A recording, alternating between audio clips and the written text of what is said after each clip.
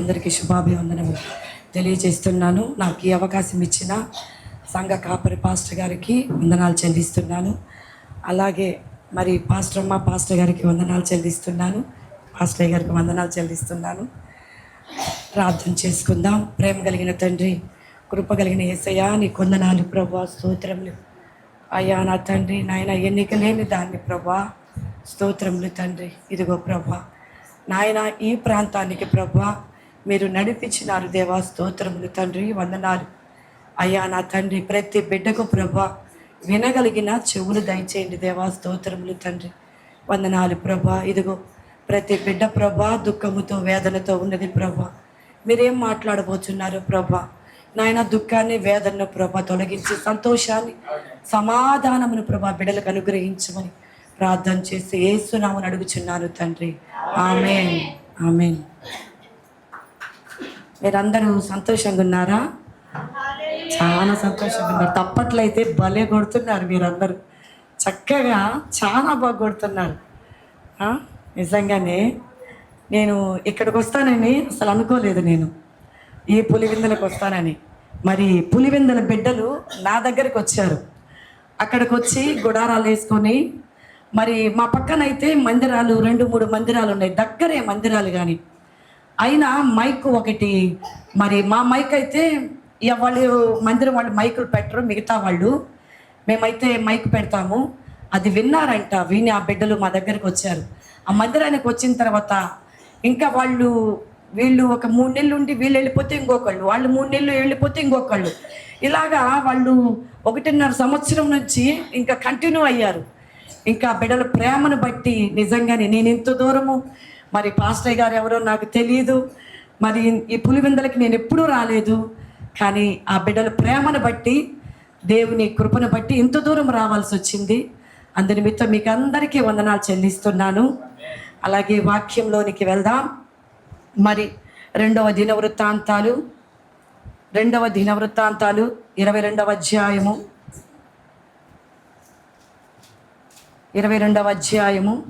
10వ వచనం చూసుకుంటే,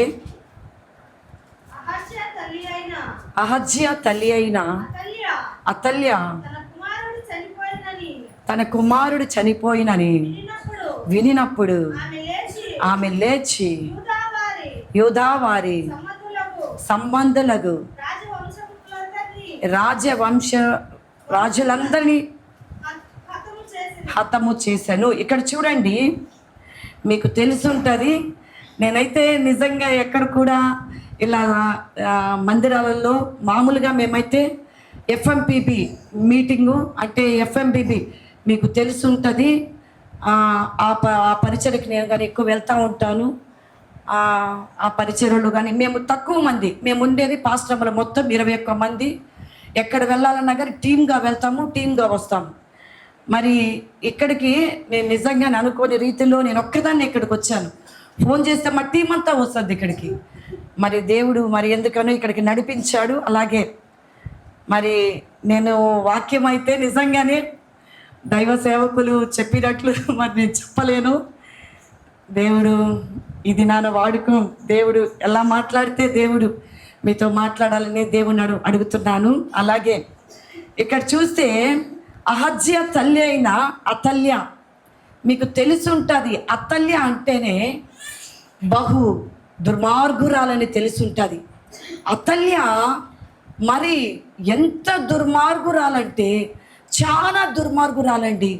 ఆమె తల్లి వచ్చి మీకు తెలిసి ఉంటుంది, మరి యెజబేలు తండ్రి వచ్చి మరి ఆహాబు, వీళ్ళిద్దరు తెలుసుంటారు మీకు, ఆహాబు యెజబేలు.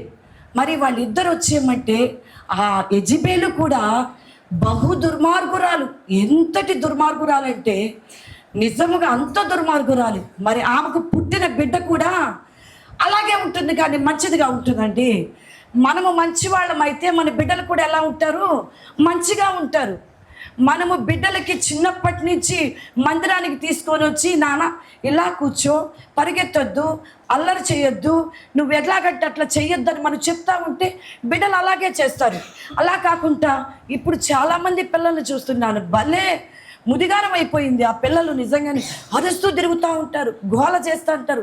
ఒక్క హోసన్న మినిస్ట్రీస్లో మాత్రమే అరుపులు కానీ, వాక్యము స్టార్ట్ అవుతుందంటే ఎక్కడ పిన్ డ్రాప్ సైలెంట్ అండి, అంత ఇదిగా ఉంటారు. కానీ చాలా మందిరాలలో అలా తల్లిదండ్రులు వదిలేస్తూ ఉన్నారు. ఏమంటే భయపెట్టట్లేదు. అలాగా మరి చూడండి, ఇక్కడ కూడా ఈ అతల్య మరి చాలా దుర్మార్గురాలండి. మరి మీ బిడ్డలకు ఈ అతల్య అయితే తన కుమారుడికైతే ఏం చేసింది తెలుసా? దుర్మార్గతను నేర్పించింది. ఎవరైనా తల్లి అలా చేస్తుందండి? దుర్మార్గము బిడ్డలకు చేస్తుందా? చేయదండి. ఎందుకంటే మన బిడ్డలు బాగుండాలనుకుంటుంది. మన బిడ్డలు చదవాలి, ఇంగ్లీష్ మీడియంలో కొద్దిగా స్తోమత కలిగిన వాళ్ళు ఇంగ్లీష్ మీడియంలో చదివించడం, కొద్దిగా ఉన్న వాళ్ళు మామూలుగా తెలుగు మీడియంలో చదివించడం, వాళ్ళు బాగా రావాలని అలాగ చదువుకొని ఎంతో ఆశపడుతుంది. కానీ ఈ తల్లి అలా కాదండి. ఆ తల్లి గారు చాలా దుర్మార్గురాలు. ఎంతటి దుర్మార్గురాలంటే ఆమె చూసుకుంటే, మనము 11వ వచనంలో చూసుకుంటే, అయితే రాజునకు కుమార్తె అయిన యెహోషాబతు అహజ్య కుమారుడైన యోవాషును హతులైన రాజకుమారులలో నుండి దొంగిలించి అతని దాదిని ఒక పడకటింటిలో ఉంచెను. చూడండి, ఇక్కడ వచ్చేమంటే, ఇక్కడ ఆహాబు ఉన్నారు, యెజెబెల్ ఉన్నారు. వాళ్ళకు పుట్టిన కుమార్తె అతల్య వచ్చేమంటే ఎవరిని పెళ్లి చేసుకుందంటే, మరి యెహోరాముని పెళ్లి చేసుకుంది. యెహోరాముని పెళ్లి చేసుకున్నప్పుడు ఇక్కడ బాగా గమనించండి, అతల్య భర్త ఎవరు? యెహోరాము అతల్య మరి భార్య. వీళ్ళిద్దరికి వచ్చేయమంటే మళ్ళీ ఇంకొక పెళ్లి చేసుకున్నాడు. అతను పెళ్లి చేసుకుంటే అతనికి పుట్టిన మరి ఆ బిడ్డ వచ్చేయమంటే యెహోషాబతు. అర్థమైందండి? ఒక తండ్రికి 2 భార్యలు. అర్థమవుతుందా? ఒక తండ్రికి 2 భార్యలు. అతల్య మరి ఇంకొక ఆమె పేరు బైబిల్ గ్రంథంలో అయితే వ్రాయబడలేదు, కానీ ఇంకొక భార్య వచ్చేయమంటే ఆ భార్యకు పుట్టిన అమ్మాయి యెహోషాబత్ అండి. ఈమెం చేస్తుంది అతల్య? మరి చూడండి, యూదా వారి సంబంధులు రాజవంశములు అందరినీ హతము చేసేసింది, అందరినీ చంపేస్తూ ఉంది. ఎందుకంటే ఈమెకి మరి పుట్టాడు ఒక బిడ్డ. ఎవరికి? అతల్యకు, యెహోరాముకు, వీళ్ళకిద్దరికి ఒక బిడ్డ పుట్టాడు, అహజ్యా పుట్టాడు. ఈమె మంచి తల్లి కాదు కదా. మరి ఆ కుమారుడికి ఏం చేసిందంటే ఈ తల్లి మరి దుర్మార్గతను నేర్పించింది కాబట్టి అతని పరిపాలన కూడా అలాగే ఉండేసరికి అతను చనిపోయిన తర్వాత ఈమెకి ఏమి దాహం పుట్టిందంటే మరి పదవి దాహం పుట్టింది ఈమెకి. అహజ్యాకు ఏ దాహం పుట్టిందండి? పదవి దాహం పుట్టింది. మరి పుట్టి ఆమె ఏం చేసిందంటే అందరినీ చంపేసి ఈమె రాణిగా ఉండాలని చెప్పని ఈమె రాణిగా మరి ఆ దేశంలో పరిపాలిస్తుంది. కానీ ఈ యొక్క అహజ్యాకు పుట్టిన బిడ్డ యోవాషు ఉన్నాడు, చిన్న పిల్లవాడండి, 6 సంవత్సరాల బిడ్డ, చిన్న పిల్లవాడు. ఆ పిల్లవాడిని ఏం చేసిందంటే యెహోషాబతు ఆ పిల్లవాడిని దాచిపెట్టింది. యెహోషాబతు ఈ పిల్లవాడికి ఏమవుతుంది? యెహోషాబతు ఈ పిల్లవాడికి యోవాషుకి ఏమవుతుంది? ఎందుకంటే అతల్య యెహోరాము ఒక భర్తకు 2 భార్యలు అయినప్పుడు ఇప్పుడు ఈమె ఫస్ట్ భార్య, ఈమె సెకండ్ భార్య. ఈ సెకండ్ భార్యకు పుట్టింది యెహోషాబతు.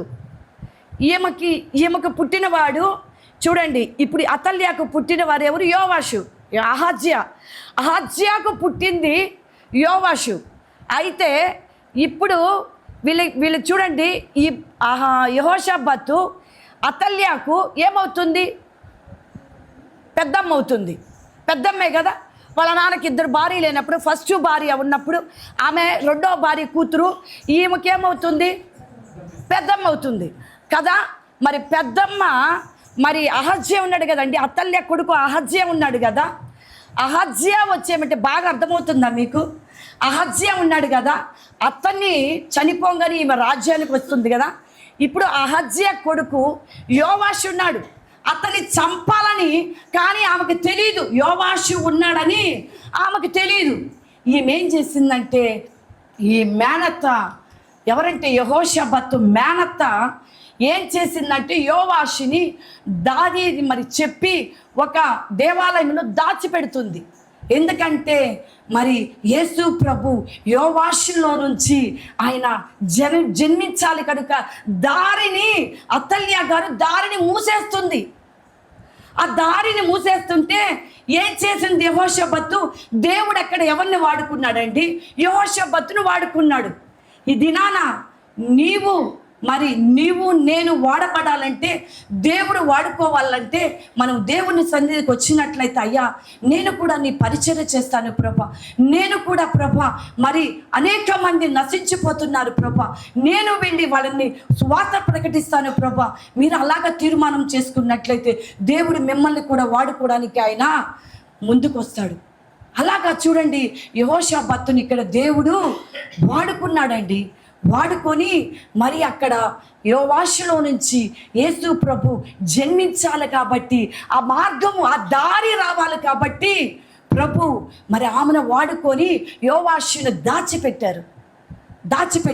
అలాగే మరి చూస్తే మనం ఆది కాండంలో అయితే చూస్తే అవ్వ మరి స్త్రీ సంతానంలో నుంచి ఎవరు రావాలండి? యేసు ప్రభు రావాలి. అక్కడ ఆదిలోనే మరి సాతానుడు మరి యేసు ప్రభు రాకుండా ఆదిలోనే చేశాడండి. అలాగా మరి చూసుకుంటే యేసు ప్రభువుని మరి ఇంకొక మళ్ళీ ఈ మార్గాలు చూడండి. మరి ఫరోను మరి యొక్క యోసేపును ఫరో చూడండి, అందరి పుట్టిన పిల్లలందరినీ చంపేయమన్నాడు. ఎవరు కూడా ఉండకూడదు, ఆ వంశము మిగలకూడదని చంపేయమన్నప్పుడు అక్కడ దేవుడు ఎవరిని వాడుకున్నాడు తెలుసా? మరి మంత్రసానుల్ని ఇద్దరిని వాడుకున్నాడు దేవుడు. దేవాతి దేవుడు షిఫ్రా పూయాని ఇద్దరిని వాడుకున్నాడు దేవుడు. వాడుకొని అక్కడేం చేశాడు తెలుసా? మరి వాళ్ళిద్దరు ఏం చేశారంటే దేవుడు వాళ్ళతో మాట్లాడాడు, జాగ్రత్త, ఆ బిడ్డలు మరి మీరు ఆ బిడ్డలు జోలికి మీరు చంపొద్దని చెప్పినప్పుడు ఆ యొక్క మంత్రసానులు మరి వాళ్ళు భయపడ్డారు. అందుకే వాళ్ళ కుటుంబాలు దీవించబడ్డాయి. అలాగా మరి అక్కడ దేవుడు వాడుకున్నాడు. ఇంకొక దగ్గర చూసుకుంటే ఈ అతల్యా గారు ఏం చేశారంటే మరి చంపాలనుకున్నప్పుడు ఈ అతల్యా మరి అక్కడ వాడుకున్నాడు దేవుడు. యెహోషాపాతును వాడుకొని మరి అక్కడ యోవాషుని బ్రతికించింది అక్కడ బిడ్డ. మరి అలాగే ఇంకొక మార్గం చూసుకుంటే హామానుగా ఏం చేశారండి? ఇశ్రాయేల్ జనాంగాన్ని మరి 127 సంస్థానానికి మరి ఆ సంస్థానములకు ఇశ్రాయేల్ జనాంగం ఉంటే వాళ్ళని కూడా ఏం చేయాలనుకున్నంటే ఈ హామాను ఇశ్రాయేల్ జనాంగం చంపేయాలని చెప్పని మరి వాళ్ళ మీద కుట్ర పన్నాడు. కానీ అక్కడేమన్నా వాడుకున్నాడంటే దేవాతి దేవుడు ఎస్తేరును వాడుకున్నాడండి. ఎస్తేరును వాడుకొని దేవుడు ఇశ్రాయేలు జనాంగాన్ని మరి ఉపవాసాల ద్వారా ఎస్తేరు వాళ్ళ కాపాడుకునింది తన జనాంగాన్ని. మరి అలాగే మరి చూసుకుంటే హేరోదు రాజు గారు మరి పుట్టిన బిడ్డలందరూ చంపేయమంటాడు. ఎవరు పుడతారు? ప్రతి బిడ్డను చంపేయమన్నప్పుడు అక్కడ మరి దేవాతి దేవుడు కథన రంగంలోనికి యేసు క్రీస్తే స్వయాన వస్తాడండి. వచ్చి అక్కడేం చేస్తాడంటే దూతతో దేవుని మరి గాబ్రియేలు దూత వచ్చి వాళ్ళని మరి అక్కడి నుంచి ఐగుప్తుకి వెళ్ళిపోమని చెప్పని అక్కడ దేవుడు యొక్క మార్గాలని సాతాను ఎన్నో మార్గాలు పన్నుతున్నాడు. ఏ మార్గంలో వీళ్ళని చంపాలి, యేసు ప్రభు జననమే రాకూడదు, యేసు ప్రభు ఈ భూలోకానికి రాకూడదని ఎన్నెన్నో ప్రయత్నాలు చేస్తూ ఉంటే కానీ అక్కడ ఏం చేస్తున్నాడు సాతానుడు? ప్రతి దాంట్లో ఏమవుతున్నాడండి? విఫలం అవుతున్నాడు కదా. విజయం వస్తుందా సాతానుడికి? లేదండి, విఫలం అవుతున్నాడు. అలాగే మరి ఈ శాస్త్రీయులు మరి వీళ్ళందరూ కలుసుకొని యేసు ప్రభుని ఏం చేస్తారు తెలుసా? అలాగే నెట్టుకుంటూ మరి కొండ దగ్గరికి వెళ్తూ ఉంటే మరి అక్కడ చూడండి లూకాసు వార్త 4వ అధ్యాయము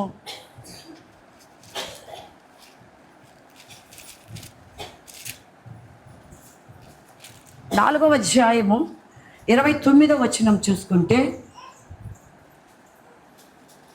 ఆగ్రహంతో నిండుకొని లేచి ఆయనను పట్టణంలో నుండి వెళ్ళగొట్టి ఆయనను తలక్రిందులుగా పడద్రోయవలనని తమ పట్టణము కట్టబడిన కొండపేటు వరకు ఆయనను తీసుకొని పోయి. చూడండి, వీళ్ళందరూ ఏం చేశారు? యేసు ప్రభుని చంపేయాలని చెప్పని అందరూ కలుసుకొని యేసు ప్రభుని అలాగ నెట్టుకుంటూ అక్కడ దాకా తీసుకెళ్ళి ఏం చేయాలనుకున్నారంటే తల క్రిందులుగా మరి యేసు ప్రభుని తోసేయాలనుకున్నారు. వీళ్ళు వాళ్ళలో ఎవరు జరిగిస్తున్నారు? సాతానుడు ఆ క్రియను వాళ్ళలో జరిగిస్తున్నాడు. అక్కడికి వెళ్ళి తల క్రిందులుగా, అంటే యేసు ప్రభు తల కిందులుగా పడితే ఏమవుతుంది? ఏం పగులుతుందండి? తల పగులుతుంది కదా, తల పగిలిపోతుంది. అప్పుడు యేసు ప్రభు చనిపోతాడని అక్కడ కూడా మరి సాతానుడు ఎంతగానో ప్రయత్నిస్తున్నాడు. ఏ రకముగా అయినా మరి ఆ యొక్క వంశావళి ఉంచకూడదు, యేసు ప్రభుని వంశావళి ఉండకూడదు, భూమి మీద రాకూడదని సాతానుడు ఎన్నెన్నో ప్రయత్నాలు చేస్తున్నాడండి. చేస్తూ అలాగుండేసరికే మరి మనము చూసుకున్నట్లయితే ఇక్కడే అలాగే చూడండి, మరి ఇక్కడ మనకు ఎస్తేరు ఉందండి. ఎస్తేరుని దేవుడు ఎలా వాడుకునంటే సరైన సమయం, సరైన స్థానం, సరైన వ్యక్తి. అక్కడ ఎస్తేరుని వాడుకుని దేవుడు ఏం చేశాడు? సరైన వ్యక్తి వాడుకున్నాడు, సరైన స్థానంలో ఉంచాడు, అక్కడ సరైన సమయము అక్కడ ఆ ఎస్తేరుని గాడు దేవుడు వాడుకున్నాడు. అలాగే మరి మిరియామును కూడా వాడుకున్నాడు. సరైన వ్యక్తి, సరైన సమయం, సరైన స్థానంలో కూడా మిరియాము మరి 3 నెలలు తన తల్లి పెంచిందే కానీ ఆ తర్వాత యొకోబేదు పెంచలేకపోయిందండి. ఆ తర్వాత ఏం చేసిందంటే ఆ యొక్క పెట్టిలో పెట్టి నైలు నదిలో వదిలినప్పుడు మిరియాము దగ్గరే ఉండి మరి ఆ యొక్క దేవుడు చూడండి ఆ బిడ్డను ఆ యొక్క ఫరో కుమార్తెకు కనబడినట్లు చేసి ఆమె చూడంగానే చక్కటి కుమారుడండి, సుందరమైన కుమారుడు. ఆ కుమారుని చూసి ఎంతగానో ఆమె పెంచుకోవాలని ఆశపడింది. చూడండి, అలాగా సరైన వ్యక్తిని మీరు కూడా అలాగా వాడబడాలంటే దేవుడు మిమ్మల్ని కూడా సరైన స్థానంలో మిమ్మల్ని పెడతాడండి వాడబడ్డానికి. నేను అదే వీళ్ళకి చెప్తా ఉంటాను. మీరు ఎక్కడికి వెళ్ళినా కూడా, వ్యాపారంలోకి వెళ్ళినప్పుడు ఎవరి దగ్గరికి వెళ్ళినా మీరు ముందు ఒక్కరితో యేసు ప్రభుని గురించి అలా చెప్పండి. మీరు బస్సులో కూర్చున్నా, ఆటోలో కూర్చున్నా, మీరు ఎక్కడ కూర్చున్నా యేసు ప్రభుని గురించి మీరు ఒక మాట చెప్తే చాలు, అక్కడ క్రియ జరుగుతుంది. నేనైతే గూడూరులో ఎప్పుడు సాయంత్రం పూట ఏం చేస్తానంటే కరపత్రికలు పంచుకుంటూ ఉంటాను. ఒక దగ్గరికి వెళ్ళినప్పుడు గూడూరులో రాణిపేటకు వెళ్ళినప్పుడు ఒక పెద్ద ఆయన కూర్చొని ఉంటే ఆయనకి ఇచ్చాను. నేను ఇచ్చి, అయ్యా మరి మీరు పరలోక రాజ్యం వెళ్ళాలనుకుంటున్నారా? మీకు యేసయ్య ఎవరంటే తెలుసా అని చెప్పని మాట్లాడుతూ ఉంటాను. పరలోక రాజ్యాన్ని గురించి నేను ఒక మాట చెప్పేదా అని అతనితో మాట్లాడుతూ ఉంటాను. ఆ యొక్క కరపత్రిక ఇచ్చి మాట్లాడుతూ ఉంటా. ఆయన నుండి అసలు ఆపు, అసలు ఆ మాట ఎత్తొద్దు నా కాడ. యేసయ్య ఎవరు? ఏం మా దేవుడు కన్నానా? ఏం మాకు దేవుళ్ళు లేరా? నువ్వేంటి చెప్పేది? పరలోక రాజ్యం అంటే మీ దేవుని నమ్ముకుంటే పోతామా, మా దేవుని నమ్ముకుంటే పోమా అని చెప్పని కరపత్రిక తీసుకొని చెంప చెళ్ళమని కొట్టాడండి. ఇంకా అస్సలు కళ్ళు గిర్రమ తిరిగాయి నాకైతే. ఏం చేశానబ్బా, ఈయనకి కరపత్రికే కదా ఇచ్చాను నేను. కరపత్రిక ఇస్తే చెంప చెళ్ళుమని కొట్టాడేంది? అబ్బా, ఏం అర్థం కాలేదు. కాసేపు అట్లాగే ఉన్నాను. అందరూ గుమ్ముగూడిపోయి ఆమె ఏం చేసిందయ్యా, నీకు ఇష్టమైతే తీసుకో, లేకపోతే వద్దు కదా, ఎందుకయ్యా ఆమెను అట్టగొట్టావు పాపం అని చెప్పంటే నేనుండి పోనీలేమ్మా, అతనికి తెలియదు కదా కొట్టాడు, పోనీలేమ్మా. ఇలాంటివి చాలా దగ్గరలో నాకు ఒక్కదాన్ని వెళ్తూ ఉంటాను నేను. ఎందుకంటే మా పాస్టర్ గారు లేరు కాబట్టి ఒక్కదాన్ని వెళ్తూ ఉంటాను. ఒక్కదాన్ని పరిచయం అన్ని గ్రామాలు తిరుగుతూ ఉంటాను నేను. ఇలాగ చాలా సంభవించాయి నాకైతే. ఎందుకంటే నేను ఎట్లాగైనా, ఇప్పుడు స్టెఫను చూసుకుంటే రాళ్ళతో కొట్టబడి అయినా కూడా యేసు ప్రభుని గురించి ప్రకటించాడు. మరి చూడండి, హతసాక్షిగా చనిపోయాడు. నిజంగానే ఈ దినాన నేను మరణానికి భయపడితే పరలోక రాజ్యానికి నేను వెళ్ళలేను. అందుకని మరణానికి నేను భయపడట్లేదు. వెళ్దాం, ఎవరు కొడతారు, కాసేపు కొడతారు. ఒకవేళ ఎట్లా ఇప్పుడు అందరూ నేను చాలా దగ్గర చూస్తున్నాను, నాకు కొట్టడం కానీ, వాళ్ళ దగ్గర బైబుల్స్ పెరుక్కోవడం కానీ, ఆ స్కూటీలు పెరుక్కోవడం కానీ, సైకిళ్ళు పెరుక్కోవడం కానీ ఇలా చేస్తూ ఉన్నారు. నేను ధైర్యం ప్రార్థన చేసుకొని ముందుకెళ్తా ఉన్నాను. అలాగా మనము ఎలాగంటే అలాగా సరైన వ్యక్తి ఆ స్థలంలో మనం వాడబడితే దేవుడు వాడుకుంటాడు. చూడండి, అలాగేందంటే ఇక్కడ ఆ యొక్క స్త్రీ వచ్చి మరి చూడండి, యెహోషాపాతు నిజంగానే ధైర్యం కలిగిన స్త్రీ. ధైర్యం లేకపోతే బిడ్డ దాచిపెడతాదా? ఆ తల్లి అందరిని చంపేసింది, మరి ఈ అమ్మాయిని వదిలిపెడతాదా? వదిలిపెట్టదు. యెహోషాపాతుని వదిలిపెడుతుంది అనుకుంటున్నారా? మరి వదిలిపెట్టదు. అయినా కూడా ఏం చేసిందంటే ధైర్యం కలిగిన స్త్రీ అండి. ఈ దినాన మీకు ధైర్యం ఉందో లేదో తెలియదు, కానీ ధైర్యం కలిగి ఉండాలి. బైబిల్లో చాలామంది ధైర్యం కలిగిన స్త్రీలు ఉన్నారండి, ఉన్నారు కదా. మరి మీరు కూడా దేంట్లో భయపడబాకండి, ప్రతి దాంట్లో భయపడద్దు. ధైర్యము కలిగి మరి మనం ముందుకు వెళ్ళాలి. ధైర్యము కలిగి ఏదైనా మరి భయపడితే మనకేం చుట్టుకుంటుంది? భయమే సాతానుడు కదా, అలాగుంటుంది. కానీ ఇక్కడ ఏంటంటే మరి ధైర్యం కలిగిన, తెగింపు కలిగిన స్త్రీ అన్నమాట ఆమె. అలాగే మరి తెగింపు కలిగిన స్త్రీలంటే మీకు యాయేలు తెలుసుంటుందండి. యాయేలు ఏం చేసిందంటే, సిసేరా గారు మరి పరిగెత్తుకుంటూ దెబోరా దగ్గరకు మరి యుద్ధము సిసేరా గారు వస్తూ ఉన్నారు ఇనుప రథాలతోటి, 900 ఇనుప రథాలతోటి.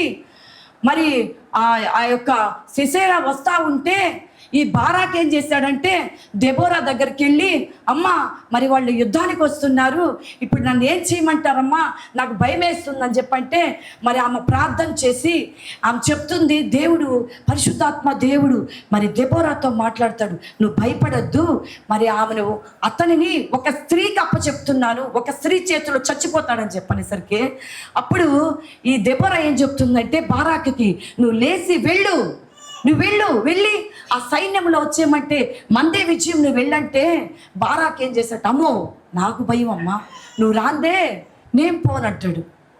చూడండి, ఒక మరి పురుషుడు భయపడితే ఎలా ఉంటుందండి అంటే భయపడుతున్నాడు. ఇక్కడ బారాకు భయపడి నేను రాను, నేను వెళ్ళనమ్మా, నువ్వు వస్తే నేను వెళ్తానన్నప్పుడు మరి ఆ స్త్రీ అయితే భయపడలేదు, పద అంటుంది. ఆమె లేచి మరి బారాకుతో వెళ్తుంది. వెళ్ళినప్పుడు అక్కడ చూడండి, దేవుడు మరి ధైర్యం కలిగిన స్త్రీ యాయేలు ఏం చేసిందంటే, యావేలు మరి అక్కడ ఆ యొక్క సిసేరా రాగానే మరి అతన్ని అలసట మీద పరిగెత్తుకుంటూ వస్తున్నాడు కదా, అలసట మీద వచ్చేయమంటే ఆమె గుడారంలో దూరినప్పుడు అక్కడ ఏం చేస్తుందంటే, మేకుంటే అతను బాగా నిద్రపోయిన తర్వాత మంచినీళ్ళు ఇచ్చి నిద్ర గుప్పుతుంది. దుప్పటి కప్పిన తర్వాత ఆ యొక్క గోడకున్న మేకుని తీసి ఈ కడతలో మరి అది సుత్తెత్తుకొని కుట్టేస్తుంది, చచ్చిపోతాడు. దేవుడు ముందుగానే బయలుపరిచాడండి. ఎవరికి? మరి దెబోరాకు బయలుపరిచాడు. చూడండి, మరి ఆ ధైర్యం లేకపోతే, ఆ తెగుప్పు లేకపోతే ఆమె పని చేస్తుందా? చేయదు. దేవాతి దేవుడు ఏం చెప్పాడు, మరి అతను ఎవరి చేతుల్లో చచ్చిపోతాడని చెప్పారు, ఒక స్త్రీ చేతుల్లో చచ్చిపోతాడు అని చెప్పారన్నాడు. దెబోరాతో మాట్లాడారు. మరి ఆ స్త్రీ అంత తెగుంపు లేకపోతే అతను చెప్పలేదు. అలాగే బైబిల్లో ఇంకొక స్త్రీ ఉంది, అబేల్ బేత్మా యొక్క స్త్రీ వచ్చి, ఆమెకు పేరైతే వ్రాయబడలేదు కానీ ఆ ఊరి పేరును బట్టి ఆమెకు ఆ పేరు అనమాట మనం చూస్తుంటాం, సమరయ్య స్త్రీ అంటాం, కానీ ఆమెకు పేరుందా? పేరు లేదు. ఆ ఊరిని బట్టి ఆమెకు సమరయ్య స్త్రీ అని వచ్చింది. అలాగే ఇక్కడ అబేల్ బేత్మా యొక్క స్త్రీ వచ్చేయమంటే ఈ అబీమెలెకు రాజు మరి యొక్క అబీమెలెకు ఏం చేస్తుంటే అందరినీ మరి ఇశ్రాయేలు జనాంగాన్ని ఒక్కొక్క దగ్గర ఒక గుళ్ళో పెట్టి తగలబెట్టేస్తూ ఉంటాడు. తగలబెడుతున్నప్పుడు ఇక్కడ ఏమవుతుందో తెలుసా, ఈమె ఏం చేస్తుందంటే, ఈమె చూడండి ఎంత ధైర్యం కలిగిన వాళ్ళు. నేను నిజంగా మా వాళ్ళకి చెప్తా ఉంటాను, ఈ గుడారాలు వేసుకొని ఇక్కడ ఉంటున్నారు, మేము తలుపులు వేసుకొని లోపల పడుకొని గిడెలు పెట్టుకొని మరి ఎంత జాగ్రత్తగా పడుకుంటాము. కానీ వాళ్ళైతే ఆ టెంట్ల కింద మరి ఎవరండి వాళ్ళకి కాపుదల, ఎవరు వచ్చినా కూడా ఏం చేయలేము కదా. ఆ గుడారాల్లో ఎవరు వచ్చినా కూడా వాళ్ళు ఏమైనా చేస్తారా? తలుపులు ఏమైనా ఉన్నాయా? ఏం లేవు వాళ్ళకి. కానీ ఆ దేవుడు నిజంగానే, నేను మా వాళ్ళకి చెప్తా ఉంటాను, వాళ్ళుండి ఈ అమ్మాయిలు ఎవరు మీ మందిరానికి వస్తున్నారు, వాళ్ళు భలే ఉన్నారని చెప్పంటే ఆ జోలికి వెళ్ళబాకండి, వాళ్ళు పులిందల వాళ్ళు వాళ్ళతో పెట్టుకోవద్దు మీరు, వాళ్ళు ధైర్యం కలిగిన స్త్రీలు, వాళ్ళతో పెట్టుకోపాకండి ఆయన, కడపోళ్ళు నాయన, వాళ్ళు బాబులు వేస్తారు నాయన, మీరు వాళ్ళ జోలికి వెళ్ళొద్దు నాయన అని చెప్పంట. ఎవరు ముసలి వాళ్ళు అడుగుతుంటారు నన్ను, అమ్మా పాస్టమ్మ అంతమంది వచ్చారేంటి పాస్టమ్మ, ఏంటి పాస్టమ్మ వీళ్ళు ఎక్కడున్నారు ఏంటి, వచ్చిన వాళ్ళందరూ అడుగుతూ ఉంటారు వీళ్ళ గురించి. నిజంగానే వాళ్ళు ధైర్యం కలిగిన స్త్రీలు వాళ్ళు, లేకపోతే అంత దూరం వచ్చి ఉండరు. నేను నిజంగానే నేను కూడా మరి ఎక్కడంటే మేము వస్తామా రాము, మేము కూడా మాకు కానీ భయమే కదండి. కానీ వాళ్ళు నిజంగా ధైర్యం కలిగిన స్త్రీలు. నేను వాళ్ళని చూస్తే నిజంగానే వీళ్ళు బైబిల్లో మరి యేసయ్య చెప్పినట్టు వీళ్ళు ధైర్యం కలిగిన వాళ్ళే అని అనుకుంటాను నేనైతే. అలాగా ఈ యొక్క అబేల్ బేత్మా యొక్క స్త్రీ అయితే మరి ఇంత పెద్ద తిరుగుట్రై ఎత్తుకొని మరి గోపురము ఆ యొక్క శిఖరము పైకి ఎక్కిందంటండి. పైకి ఎక్కి ఈ యొక్క తిరుగుట్ట రాయిని ఎట్టెత్తుకోబోయిందో పైకి, మరి ఎలా మోసిందో తెలియట్లా. ఆ తల్లి నిజంగానే బరువు కదా తిరుగుట్టు రాయి, మీకు తెలుస్తుంటే కదండి. తిరుగుట్టు రాయిలో ఏమన్నా పోస్తే బాగా ఇదవుతుంది, పిండి అవుతుంది కదా. దాన్ని ఎత్తుకోపోయిందండి. దాన్ని ఎత్తుకొని పైకి పోయి ఇంకా పైన చేరిందట. పైన చేరి అందరు ఇచ్చేయమంటే ఇప్పుడు ఆ లోపల ఉన్నారు. ఇప్పుడు ఇవి అభిమేలకు వచ్చేప్పుడు లోపలికి రావాలి, వీళ్ళని చంపాలి. ఇప్పుడేం చేస్తుంది చూసింది మరి పైకి వెళ్ళి ఆ తిరుగుట్రైని కరెక్ట్గా పెట్టుకుందండి. ఆ గోపురం మీద కరెక్ట్గా పెట్టుకొని ఏం చేసింది తెలుసా, ఇతను లోపలికి వస్తున్నాడు. అసలు సిచ్యువేషన్ చూడండి, లోపలికి వస్తుంటే ఆమె ఏం చేసిందంటే తిరుగుట్రైని కరెక్ట్గా వదిలేసింది. వాడు లోపలికి వస్తూ ఉంటే ఈ తిరుగుట్రై కరెక్ట్గా నెత్తి మీద పడిందండి. నెత్తి మీద పడి మరి ఇంక ఏముంటుంది, వాడు ఆ కళ్ళు తిరిగో ఏమి తిరిగో కింద పడ్డాడు. వాడు కింద పడ్డాక సార్ ఒక్కరంతా మిస్ అయితే ఏమవుతుంది, చచ్చిందే ఆ అమ్మాయి. ఆడు ఒప్పుకుంటాడా, ఆడు ఎత్తికి పట్టుకొని మరి అక్కడే హతమార్చేస్తాడు. కానీ చూడండి దేవుడు ఆమెకు ఆ ధైర్యం అనేది చూడండి, తెగింపు అనేది చూడండి. నిజంగా ఆడవాళ్ళు కానీ మొండి పట్టు పట్టారంటే భలే మొండి వాళ్ళు కదా, దేంట్లైనా కానీ భలే మొండోళ్ళు. అలాంటి ఈ చూడండి తెగింపు కలిగిన స్త్రీ మరి అక్కడి నుంచి ఆ తిరుగుట్రాయి ఎట్లా వదిలిందోనండి, కరెక్ట్గా వదిలిందండి. కరెక్ట్గా వదిలితే ఆయన నెత్తి మీద పడి ఆయన చూడండి ప్రాణం పోతుంటే ఆయన అంటున్నాడు, మరి అతని శిష్యుడు చెప్తున్నాడు, అరే ఆమె చేతులు చచ్చిపోయాడని నా పేరు చేతికి ఎక్కుతుందిరా, నువ్వు అలా కాదు నీ కత్తి తీసి ముందు నేను చంపురా అని చెప్తాడు. చూడండి చచ్చేటప్పుడు కానీ చూడండి ఎలాగా కోరికలు కోరుతున్నాడు. ఏమవుతుంది కానీ ఆమె చేతులు చచ్చిపోతాడని మరి అందరూ చెప్పుకుంటారంట. అందుకని ఎట్టయినా ఇప్పుడు ఆమె చెప్పిందే కదా, వీడు చెప్పలేదు కదా, కానీ అలాగ మాట్లాడతాడు. చూడండి ఎంత తెగింపు కలిగిన స్త్రీలో కదా. ఈనాడు స్త్రీలు నిజంగానే ఎక్కడ చూసినా కూడా మరి అన్నిట్లో కూడా కారు తోలడం కానీ బస్సులు తోలడం కానీ, ఈ మధ్య లారీలు కానీ తోలేస్తూ ఉంటారు ఆడవాళ్ళు. వాళ్ళు ధైర్యం కలిగి ఉండారండి. నిజంగా నేను మా అన్న నాకు ఆటో నేర్పించాడు. నేను ఆటో తోలుతాను, కారు తోలుతాను, టాటా మ్యాజిక్ తోలుతాను, పెద్ద బైకులు తోలుతాను. మా అన్న నాకు నేర్పించాడు. ఎక్కడికైనా వెళ్ళాలన్నా కానీ నేను అవి వేసుకుని వెళ్ళిపోతూ ఉంటాను. అలాగే ఎందుకంటే నేను భయపడి ఉంటే నేర్చుకోలేకపోయి ఉండేదాన్ని. నాకు మరి ఆ ధైర్యం ఉంది కాబట్టి ఎలాగైనా నేర్చుకోవాలా, అవి మనకు వస్తేనే కదా మనం ఎక్కడికైనా వెళ్ళాలంటే, పరిచయకి వెళ్ళాలన్నా, ఎవరు తీసుకుని వెళ్ళాలన్నా అవి రాకపోతే నేను అందరిని అడుక్కోవాలి. మా ఇద్దరు పిల్లలు వచ్చేయమంటే మరి కాలేజీలకు వెళ్ళిపోతారు. అప్పుడు వచ్చే వాళ్ళని నేను ఎక్కడికి తీసుకెళ్ళాలి, ఎలా చేయాలి? అందుకే నేను ఏం చేస్తానంటే మరి అందరిని బళ్ళు ఎక్కించుకొని పోతా ఉంటాను. నేను అలా చేస్తాను. ఎందుకంటే మరి ఆ పట్టుదల నాకు, మరి సంఘం ఉంది కదా వాళ్ళని తీసుకెళ్ళాలి కదా అనే పట్టుదల నాకు. అలాగా చూడండి తెగింపు కలిగిన స్త్రీలు. మరి చూడండి అదే ఆ యెహోషాబత్తు, మరి ఆమె ఆ తెగింపు లేకపోతే మరి యోవాషు మరి చనిపోయే ఉండేవాడు. ఈరోజు యేసు ప్రభు భూమి మీదకి వచ్చి ఉండేవాడు కాదండి. చూడండి మరి రెండవ రాజుల గ్రంథము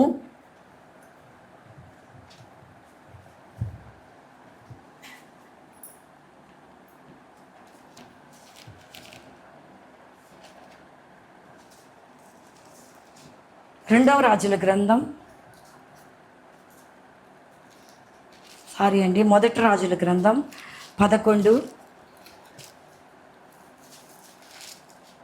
11 1 రాజుల గ్రంథం 11వ అధ్యాయము 36వ వచనం చూసుకుంటే,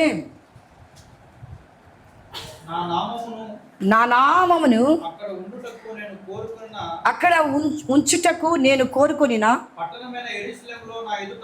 పట్టణమైన యెరూషలేములో నా ఎదుట ఒక దీపము నా సేవకుడైన దావీదునకు ఎల్లప్పుడూ ఉండునట్లు కుమారునికి ఒక గోత్రం ఇచ్చేదను. మరి అతని కుమారుడికి ఒక గోత్రాన్ని ఇస్తానని, మరి దావీదు వంశాన్ని నేను నాశనము చేయనని దేవుడే చెప్పాడండి దావీదుకి. చూడండి, నా ఎదుట ఒక దీపము నా సేవకుడైన దావీదునికి ఎల్లప్పుడూ ఉండనట్లు. హల్లెలూయా. చూడండి, అలాగా దేవుడు చెప్పాడు, ఒక దీపాన్ని నేను ఉంచుతాను. ఎన్ని చేసినా, సాతానుడు ఎన్ని కుతంత్రాలు చేసినా యేసు ప్రభు అక్కడ చెప్పి ఉన్నాడు. ఏం చెప్పాడు? నా ఎదుట ఒక దీపాన్ని ఉంచుతానన్నాడు. కాబట్టి అక్కడ యోవాషుని, ఆ యోవాషులో నుంచి యేసు ప్రభు రావాలి. చంపాలని అతల్య అనుకునింది, ఆమె కంకణం కట్టుకుంది, ఆమె చెయ్య వేసింది. ఎవరి మీద వేసిందండి?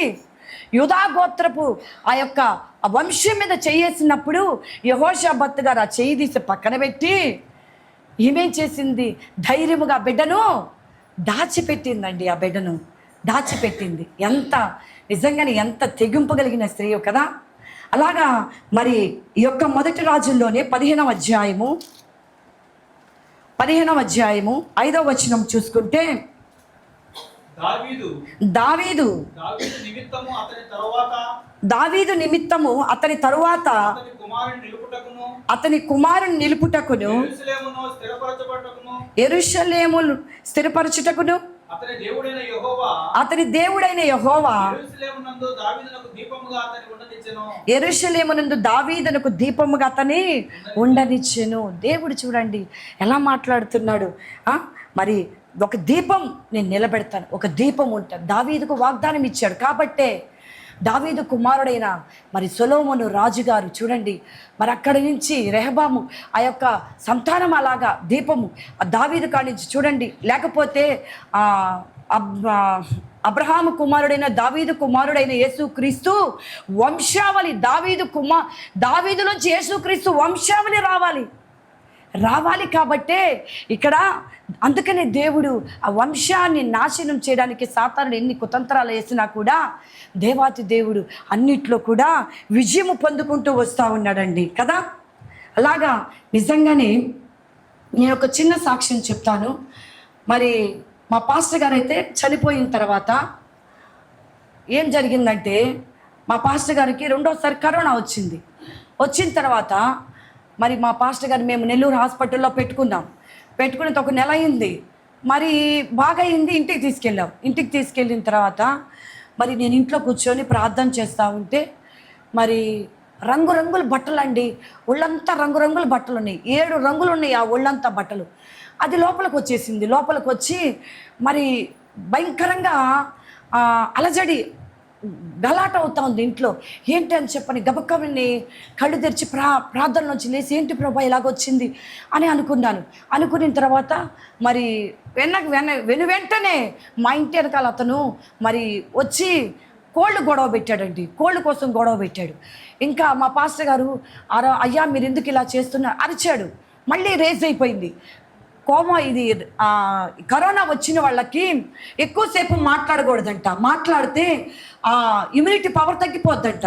అందుకని చెప్పని ఏం చేస్తామంటే, మీరు మాట్లాడొద్దు, పాస్టర్ గారు అడుగ్గానే